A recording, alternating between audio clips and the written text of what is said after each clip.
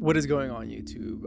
I am going to be documenting my journey to consistent 30K a month in MRR. And it's crazy because I've hit 23K, but it was mainly through me shooting videos, me going to conferences, and just honestly nonstop grinding.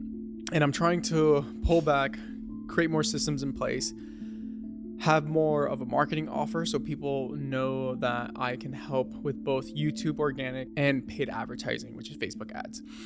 So just to give a little bit of context of where I was before and the new direction of where I'm headed, this channel is mainly going to be just updates on where the business is, the goals that I'm trying to accomplish, and really more of an accountability tool for me. And then I'm going to use my other channel to do more of the promoting for the YouTube offer that I have, setting up the landing pages, setting up the automations, really the scripting, ideation, thumbnail, all the whole shebang for the YouTube offer. And then obviously, how do we, once we have that attention, have a conversion mechanism to be able to get leads through the pipeline. And that's more of a brand growth and long-term growth strategy. And then the Facebook ads is more for the immediate cash. But yeah, that's kind of like a general super high level version of what I'm going to be offering there. You'll watch that later. But what I wanted to do was document my experience of replacing myself so that the business isn't bottlenecked by me, because I can easily hit 10K a month with the video services that I have. It's not difficult. And I don't want to sound arrogant at all, because that's not the purpose of this. The purpose of this is to be able to pull back the curtains of like what it's actually like to run a business when you're first starting off, and how difficult it is to make it work without you. Because that's the magic number that every guru promotes, like 10K a month, 10K a month. And it is a sexy number when you hit it, but then it comes to a point where you bounce to 23, then you bounce back down to 10, then you go to 8, and there's no consistency, because you start to get overworked, you start to slowly get burnt out, and it's a frustrating roller coaster, especially on those high days when you're just like, dang, this is amazing. And then when you're just trying to make sure that you accomplish all the deliverables. And this is obviously documenting my experience about how I'm going to go about fulfillment, how I'm going about, again, replacing myself. But I wanted to reflect on where I am today, how I got here, and just so you have a starting point of who I am, because right now I've I feel like I'm a lot more equipped to take on the next journey that I'm about to embark on. Because before, I was offering video services and I just I didn't know crap about marketing. I didn't know crap about how leads are actually generated. I didn't know crap about sales. I didn't know crap about funnels, etc. Like just a lot of things. And I need to share with you a story about how I got here. So to give some context, my name is Marlon Ariana, and I have an engineering degree. I have a house now. I have a girlfriend now, which is wild. She's over there.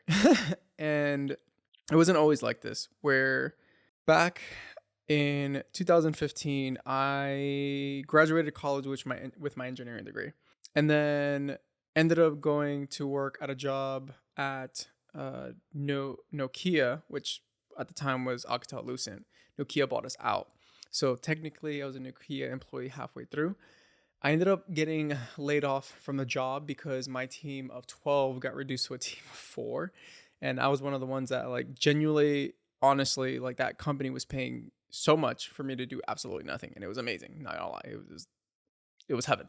But it was boring. Like, I just felt like I was just clocking in and not doing anything with my life.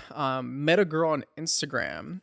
And this is back when your boy thought Instagram was like Tinder and it only shows you people that are local. So I didn't know that it was going to show girls from all the way across the country. I slid into her DMs. We got a conversation started about Pop-Tarts. And then we just started chatting, get into some FaceTime calls. Really got connected with her because we had a lot of similarities. She was in powerlifting. She was a math getting her master's in math, and I was an engineer and I love powerlifting too. So then finally pulled the trigger, ended up flying to Idaho and being like, let's meet. We hit it off immediately. And from there, once I actually got laid off, which was back in 2016, she came to visit me for my powerlifting competition. We talked about it. She came to visit, and that was the deciding factor between me moving out there or her moving here. So she did a couple job interviews here at the time it was New Jersey, and she purposely failed all her interviews because she just did not like the East Coast. And I'm glad she did, because the East Coast is not my favorite place anymore. Like when you grow up there, you don't realize what's wrong with it until you actually leave and smell the roses. So again, it was I went to Idaho, was like, this place is pretty dope. I love the outdoors. I love nature. In between 2015, 2016, she comes and visits me 2016 when I essentially get laid off from my job. She does her interviews right then and there, purposely fails them. And then she's like, if you want this relationship to actually be a thing, you have to move out to Idaho. I'm not moving out to New York, New Jersey.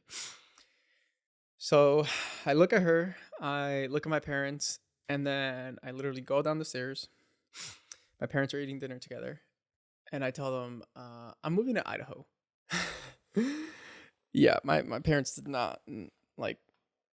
My dad thought it was crazy. He was just like, you just met this girl. We just met her. Like, what do you mean you're moving to Idaho, which is literally right next to California, across the country for some girl you just met? And this is me talking with her for over a year, and they just met her. So imagine the culture shock of just being like, what the is going on? So I pack up my things. My neighbor ended up having a car transportation company that he worked for, so I got a solid deal. Packed a lot of crap into my Civic. Put big bags of clothes. I didn't have much, to be honest with you. It was only one big bag of clothes in a roller case. Threw that onto the plane, hugged my parents, and was like, yeah, let's do this. And it's funny because when I look back, everyone was asking me, aren't you nervous? Aren't you scared about moving across the country? Aren't you anxious? Yada, yada. Dude, I was so happy to finally leave Jersey. Like, I did not like it there. And the reason why I didn't was because I was I was bullied. I was a nerd. People kept picking on me. My high school had metal detectors. I lived in the fucking ghetto. Like, it was dangerous. You could not walk past 10 p.m. at night without worrying about your life. And I was like, I can't live here. Like, it's just not safe. I don't like living here. It's uncomfortable. A lot of my friends, all you could do out there was party, drink, eat, and that's it. And you kept doing that over and over again. So you party, eat, drink, sleep. And then when you get a job, you work, party, drink, sleep, eat, or in that order. Anyways, I was so glad that I left. And when I came to Idaho, I realized why I never fit in, because I genuinely love the outdoors. I love the peace and quiet. I love how nice the people are out here. You can walk down the street and they're just gonna be like, oh, hello, how's things going? Like, how are you today? Even though they're complete strangers. But when I got here back in 2016, me and the girlfriend at the time, she's my ex, didn't have the best relationship because I was very immature. It was my first time being on my own, like away from my parents. So it was a culture shock for me. And I didn't know how to behave. I didn't know how to regulate my emotions. I thought therapy was stupid, and it was just a rocky road. But we decided to stick it through. We ended up starting a clothing brand together.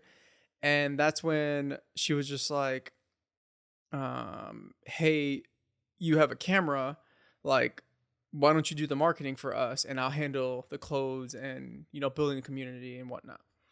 So I'm like, sure, why not? Like, I ended up, I guess I should tell you how I picked up a camera. While I was still in Jersey, and this is important, this is the reason why this is all combines together. While I was in Jersey, my first day on the job at Nokia, to go from my house to my job was about an hour and 15 minutes. So there was a whole hour-long commute. And I didn't really think anything of it because in the East Coast, that's kind of normal. You kind of commute long hours for your job. So I would drive out the very first day I worked out there. It took me an hour and 45 to get back. So almost 2 hours. And I was like, you know what? I can't, I cannot stand the traffic. So ended up the next morning, drove, got to work, looked for a gym near me so that I can avoid the rush hour traffic and just hit the gym, get a workout in, get home a little bit later, but save an extra 30 minutes, which ended up working in my favor. But then the only gym I could find was just like kind of run down, rigged, just very old school iron kind of gym. Love the gym. It was very tiny, like literally super tiny, but at least it got equipment and it got the job done. I walk in, I sit down, and then this other guy walks into the gym and he's carrying a camera and he's filming himself. He's like, "What up, guys? We're going to smash some legs," yada, yada, yada, doing his YouTube thing. He puts his camera down. He looks at me and he says, "Hey, I'm Tim. What's your name? You're new here." And I literally looked around and was like, "How did you know I was new here?" He said to me, "Bro, there's not that many people at this gym. Like, it's small. You know when there's a new guy here. But my name is Tim. What's yours?" I'm like, "Oh, it's Marlon." And this is back when like, I was very shy and introverted. I'm pretty introverted and shy-ish now, but I'm an extroverted introvert where I'm able to muster up the energy to seem more extroverted. I was extremely, extremely shy back then. So he ended up getting me in front of his camera and in front of his YouTube channel with all the different people that were watching him lift. But this was the first time where I'm like, wow, it's not weird to be in front of the camera. Like, this is kind of normal. I ended up watching the video that he introduced me in. The comments was filled with positivity. People were like, "Marlon's so awesome. He's so strong. He motivates Tim. I wish I had a gym partner like him. I wish that I need to find my own Marlon." Like, it was very positive. I was actually very shocked. There wasn't bullies online. But then one day, I was lifting and then Tim taps me on the shoulder. He says, "Dude, I really think you should get into this YouTube game." So I tell him why. He looks at me, says, "You're pretty shy and introverted. This is going to help you get out of your shell because this is what helped me get out of my shell and what helped me become less in my head about things and really become the person that I am today." So it was crazy because for him to say something about just being in front of a camera like that is insane to me. Like, what do you mean the camera did all that for you? And at the time I didn't understand it. So I end up doing it. I just used my phone. At the time I had an Android, film gym content, which if you scroll down, you'll be able to see all that down here. And I went for it. So fast forward to when I moved to Idaho. This is why I ended up picking a camera, because it was really a mechanism, a way to get out of my shell and stop being such an introvert or shy and nervous. And I still struggle sometimes with putting myself in front of the camera. That's why I haven't posted in a long time.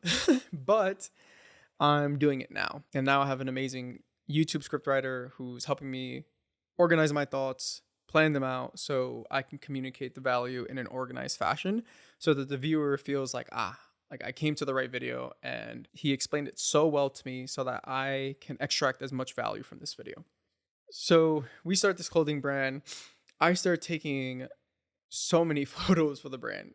We get our inventory. She would do the whole back end stuff. I'll get the inventory.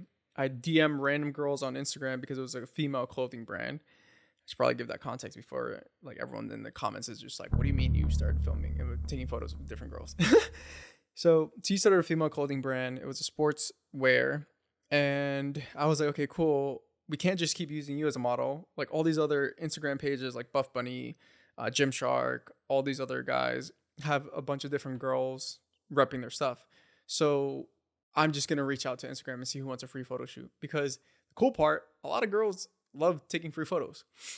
Of course, there were some that wanted the clothing and I told them we couldn't do that because they were just samples and we needed to use that to film and take photos of other women. So we grew that thing, hired a coach that basically taught us how to DM people and just create affiliates for the brand. So it was a big affiliate program. We got to 10K a month. I think one month we hit 23 as well. 2020. No, I think it was like 26 or 27. But the problem was that it wasn't profitable. Like on the front end, cool, 26, but when you're only walking away with like 20% of it, like it's pretty bad. So imagine you make 10K, then you have to spend 8K to pay off the old inventory. 4K for the old inventory. Then you got expenses, and then you have to pay for the new inventory. So you made 10K, but you only pocketed 2 at most. Same thing with 20, you pocket 4. That's pretty bad, especially with 2 people working on the business as much as they could. But we had our ups and downs back in 2020. And I'm not trying to seem like the victim, because I'm not. And I want to preface that ahead of time, because like she's an amazing person, amazing human being. But I got cheated on back in 2020. And she was telling me how unhappy she was with the relationship, how we always argue, the business isn't going well, etc., etc. And obviously I wasn't Mr. Perfect. Like, I'm not gonna lie, I never hit her or anything like that. It's just I didn't know how to communicate my thoughts and expressions and emotions in a way where it didn't seem as angry. So I would lash out, be emotionally immature, and that still didn't give her the right to cheat, and it gets worse. But I definitely knew where I needed to work on. So I had the mentality of, let me be a really good business partner. I was pretty depressed, barely went to the gym, barely took care of myself. I had the skill of videography, but I didn't really have any clients. So I kept posting my work on Instagram. And one day I went to the gym super fucking early because I just couldn't sleep. I was doing legs. I'm filling up my water bottle. I get tapped on the shoulder by some random guy, and he's like, You're Marlon, right?" I'm so confused. I'm like, "Yeah, what's going on? Can I help you?" I was not in the mood. But then he tells me, "Hey, I love your content. I'm actually applying for a job with a guy named AJ. He needs a videographer." But then I tell him, "Nah, I'm good. Like, I'm not looking for something full time. I'm just doing my own thing." And then he tells me, No. That's exactly what AJ is looking for. He's just looking for a contract. He's not looking for someone full time." I get into my Honda Civic. I'm wearing sweats and a baggy hoodie. Didn't get a haircut for the past 3-4 months because I just didn't have the money to get one. Uh, walk up to the doors, look up at the building, walk inside. It's a corporate office. People are really well dressed. People look fantastic. They're all doing their office things. AJ comes up and he's like, "Oh, hey, I'm AJ. You must be Marlon." I'm like, "Yeah." Walk into his office. He says, "So tell me about yourself." We just started talking like a normal conversation. This is when I had no idea how a sales conversation is supposed to go. I was just like, "Do you want videos? Like, let's do this." But he just told me, what would you do differently with this video to improve the quality? I told him it's pretty simple. Like, I'd bring in my lighting, I'd bring in my gear, I'll set up the camera here. The reason why this isn't good is because you're using this kind of audio equipment versus this one. And my goal was genuinely to just make him look good. I had no strategy with content. I basically didn't really know what I was doing. Thankfully, he was the first person to truly believe in me, besides my parents. I don't know if you've read the book Rich Dad Poor Dad, but he was kind of my rich dad. He saw something in me that I personally never ever thought possible. We worked together for months and months, and he became my first 10K a month client. That was weird. That was weird to go from nothing, barely making it, barely walking away with enough profit, to pocketing all that money in myself. And it made me kind of feel guilty. I don't know why, But I got in my head where I'm like, dude, this is a lot of money. This is crazy. This is weird. So I told him he should really in-house this. And I helped him grow. But then we started working together. And then from there, I was still working for Savage Babe. So I was working he was my main source of income, really. He was the one paying me the most. I would take little side projects, do the e-com thing for free. Months go by. I start not focusing so much on the clothing brand. My ex gets mad at me. So I end up telling my main client, like, hey, I can't keep doing this. I think it's time for you to in-house it because I want to go all in onto the clothing brand. Probably one of the biggest mistakes in my life, if I'm being honest. But every mistake is a lesson learned. So we stopped working with each other, and then he hires me for bigger projects, events, venues, etc., etc. Different creatives for short form. Whenever his video guy's not in, he needed my help. So I end up going gung-ho on the clothing brand. But I didn't know anything about marketing. We were just throwing spaghetti on the wall. I didn't even invest in an info product. I didn't know what info products were. I barely read any books, which was weird. I really should have started reading a lot more earlier. End of 2022, 2023, I finally gained control or access, really not control, more control of the finances of the business. And I realized we're in 50 grand of debt. We needed 15K more from the original 15K that I already put in. So that's 30K out of my pocket and 50 grand of debt. We started arguing so bad that I basically recorded one of our conversations and sent it to a buddy of mine and told him, dude, please tell me I'm not the crazy one. We started talking about business. Then it ended up saying, hey, Marlon, I'm glad I didn't have a kid with you. Which was completely random because we were literally talking about the business and how because the business was starting to decline and fail, her ability to show up was declining as well. So she wasn't really working on it. And then she had to go back to her 9 to 5 and it was a whole nightmare. So I took on the whole burden after she's like, hey, by the way, we're in this much debt. I know you already put in 30 grand, yada, yada, yada. So I'm just like freaking out because she's not working. She's now back in the W-2 job. I'm taking the responsibility of this. That goes on for a good 4 months, but I could not take it anymore. So after we had that blow up conversation, I sent the conversation to my buddy because Idaho's a one-party consent, by the way. He ends up telling me, dude, I've been telling you to leave this clothing company for a long ass time. Like, I've been telling you to just stop. And I've always let it just be because I know eventually you would have done it. And I don't want to give you unsolicited advice. I don't want to tell you what to do. But for your own well-being, your own health, you need to leave. So ended up talking to a girl who's not my girlfriend over the phone and was like, I think I'm going to quit. Like, I genuinely have to. I'm stressed. I don't sleep. I'm basically broke. And it's a nightmare. So it took a lot for me to leave. And the reason why it took me so long to leave was simply because I felt like a failure. I felt like I could have done so much more. Things could have been so differently. Could have had so much success. And I just was pretty immature. But then after I decided to leave, like, had to get a lawyer. They almost took my house. Lots of stories there, but but long story. And afterwards, I literally was like, I messaged everyone, hey, I'm available for business.